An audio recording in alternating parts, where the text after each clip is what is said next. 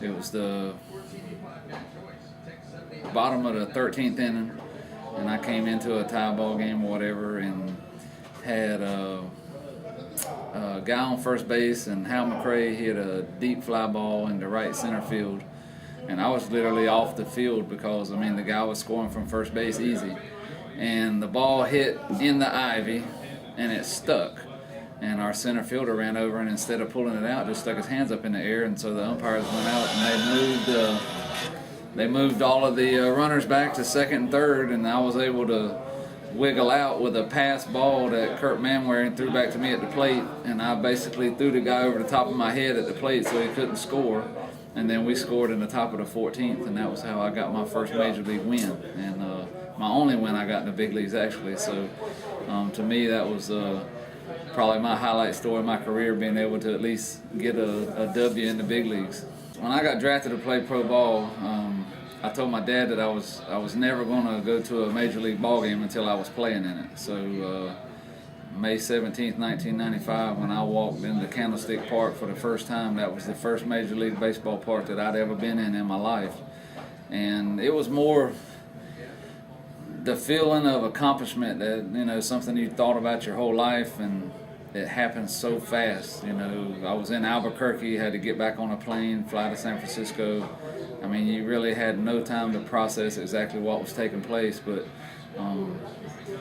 once I got to San Francisco and I walked out to the mound for the first time in a game, and your legs are shaking a little bit, and different things going on, but after you sit back and reflect, it's just an accomplishment that everybody can't say that they've been able to do that. So to me, it was just that feel of accomplishment, and that the work and years and all the stuff that you'd sacrifice to try to accomplish that dream. It finally happened, and that's why I do what I do.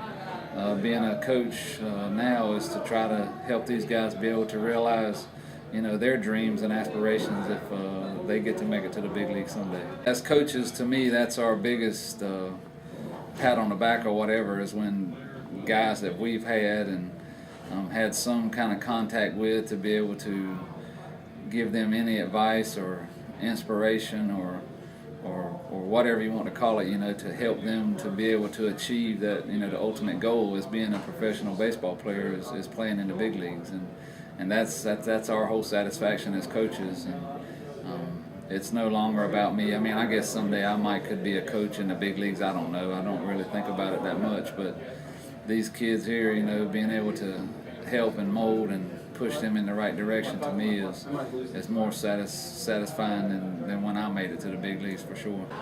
It's overwhelming. Especially the fact that I was able to. There was no guarantee I was ever going to make it to the big leagues. I actually got drafted as a catcher and got turned into a pitcher, and that was how I made it to the big leagues. But to have held out, for those years and not go to a major league ballpark, it was overwhelming. I made it. Basically, that's what you say to yourself, and then now you try to see how long you can stay there.